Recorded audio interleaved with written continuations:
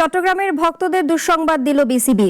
এবারের আসরে চট্টগ্রামে হচ্ছে না বিপিএল। চট্টগ্রাম পর্বের সব ম্যাচ হবে সিলেটে। বিষয়টি নিশ্চিত করেছেন বিপিএল এর গভর্নিং কাউন্সিলের চেয়ারম্যান ইফতেখার আহমেদ মিঠু। তবে ঢাকা পর্বের সবকিছু আগের মতোই হবে। বেগম খালেদা জিয়ার প্রয়াণে বিপিএলে একদিনের খেলা স্থগিত করা হয়। পরে 30 ডিসেম্বরের ওই দুই ম্যাচে সূচি দিতে গিয়ে বিপাকে পড়ে বিসিবি। 3 দফা পরিবর্তন করে ওই দুই ম্যাচের তারিখ নির্ধারণ করা হয় 4 জানুয়ারি। এদিকে চট্টগ্রাম পর্ব শুরু হওয়ার কথা ছিল 5 জানুয়ারি। এতেই সূচি মেলাতে গিয়ে বড় ঝামেলায় বিসিবি। সূচির এই ঝামেলা থেকে পরিত্রাণ পেতে বিসিবি বাতিল করেছে বিপিএল এর চট্টগ্রাম পর্ব। ওই ম্যাচগুলো সরিয়ে আনা হয়েছে সিলেটে।